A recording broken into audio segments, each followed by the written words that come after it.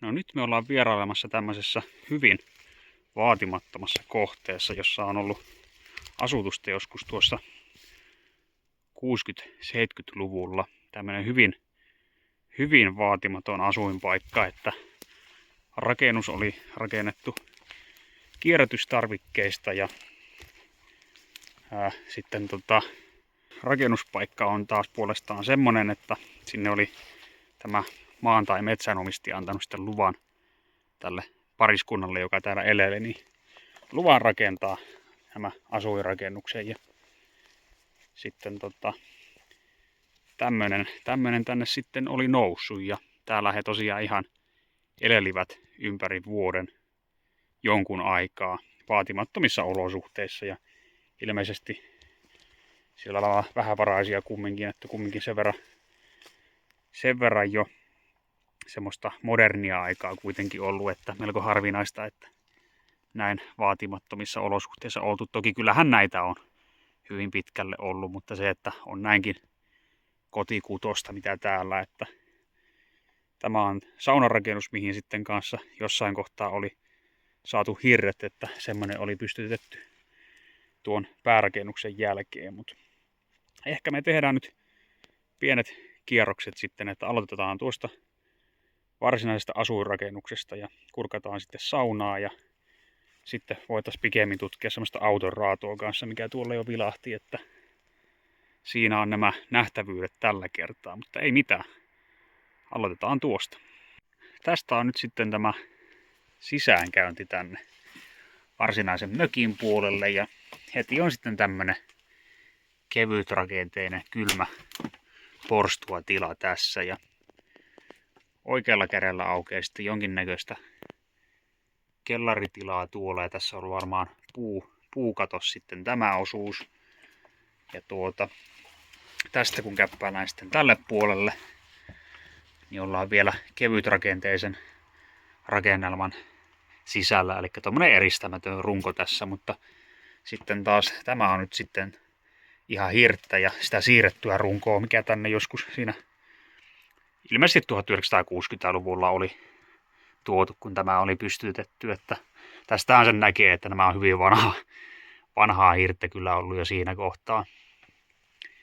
Ja tuosta on nyt sisäänkäynti sinne varsinaisen tuvan puolelle ja siinä on jopa ihan tommonen hieno koristeellinen peiliovi, mutta näyttäisi siltä, että se on vähän lyhennetty tuosta mitastaan, kun täällä on tosiaan hyvin matalat oviaukot, että tässä joutuu ihan nykypäivä ihminen nöyrä olemaan, kun näistä kulkee, että mitähän tämä mahtaisi olla.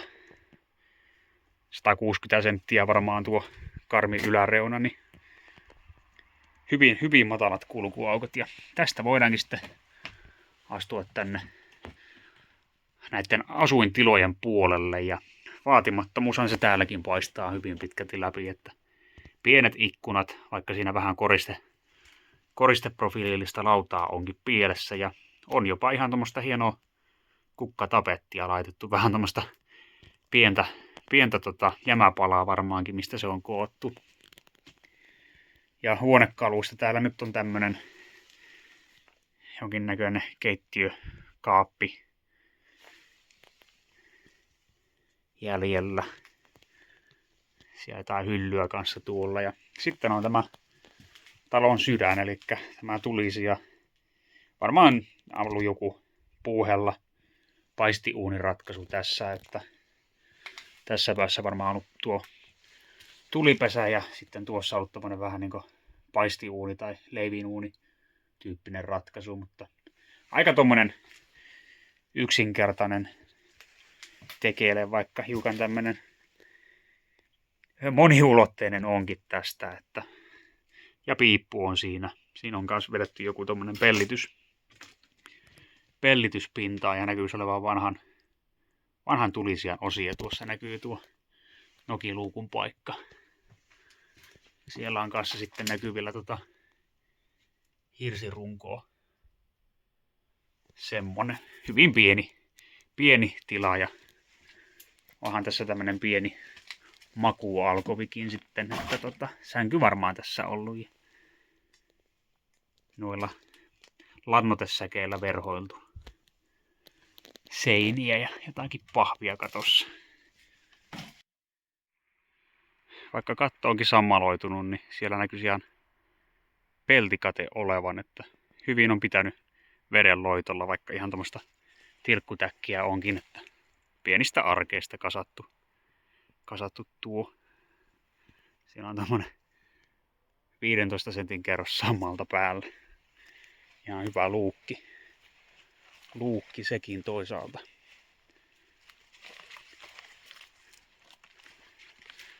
Ja täältä sitten näkymää on melko umpeen kasvanutta, että ei ihan tuosta kovin hyvää kuvaa saada. Tämä puoli on täällä melkein kuin olisi jonkun montun pohjalla kaivettuna, että en tiedä mikä ajatus siinä on ollut. Piippu on aika rysikkään näköinen muuten kaikin puoliin, ja tällä puolella tuo vesikattokin on huomattavasti puhtaampi. Tuossa on tosiaan varmaan jonkinnäköinen kellaritila. Tämä on nyt sitten se toinen suunta tai kuvakulma, eli tuolta katseltiin tänne päin, niin puukatos ollut tämä paikka.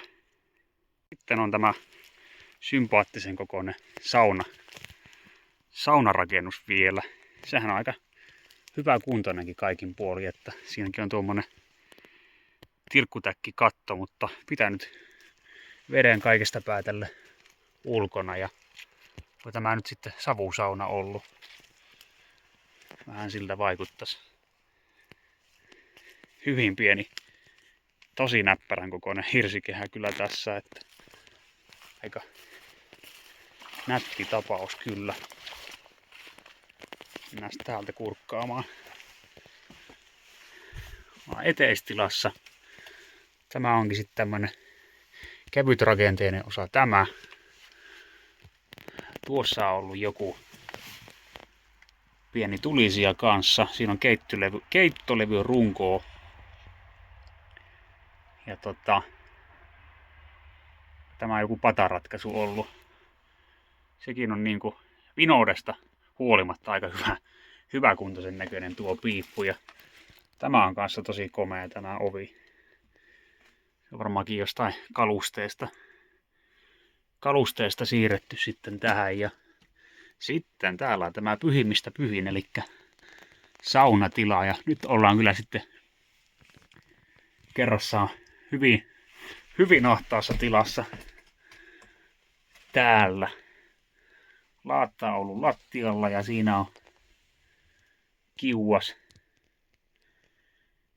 sitten. Kaikki on tämmöistä hyvin sympaattisen kotikutosta, että tää on kyllä hyvin autenttinen vaatimattoman aikakauden sauna, vaikka tämä onkin semmoista aika nykyaikaa ollut silti tämä, kun täällä on asuttu ja elelty.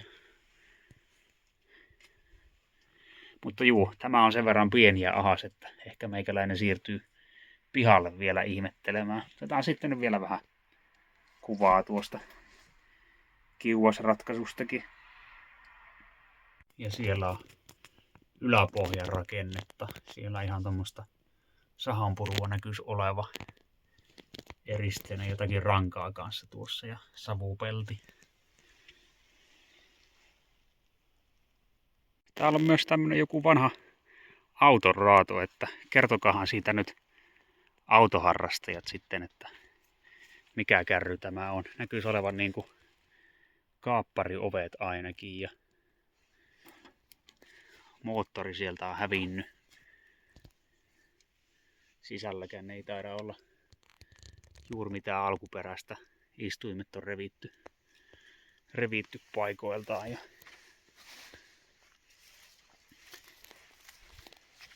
täältä perästä näyttää sitten tältä.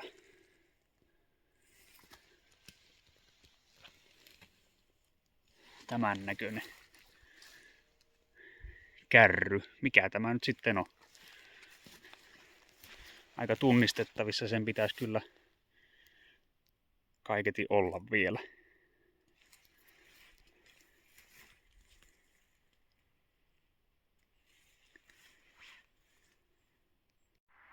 aika hyvin tästä nyt kyllä saa taas perspektiiviä siihen, että mitä se asuminen on saattanut aikanaan olla. Että kyllä se niin kuin nykyään on asiat aika hyvin, että vaikka ei olisikaan ihan viimeisintä huutoa olevaa teknologiaa tai tämmöistä kotona, niin ainakin on varmasti suhteellisen lämmintä ja vesi tulee hanasta ja sisävessat ja näin, että varsinaiset luksusolosuhteet, kun tähän nyt sitten vertaa, mutta kyllä täälläkin varmasti on oltu niin kuin tyytyväisiä sitten elämään kuitenkin, että tässä on aikansa asuttu ja sitten jossain kohtaa ilmeisesti muuttivat lähemmäksi kaupunkia ja jonkinlaiseen sitten nykyaikaisempaan asuntoon varmaankin, mutta aikansa palvelija edelleen täällä muistuttamassa menneestä elämästä. Mutta näin, kiitoksia seurasta tällä tutkimusretkellä ja nähdään sitten taas seuraavilla videoilla.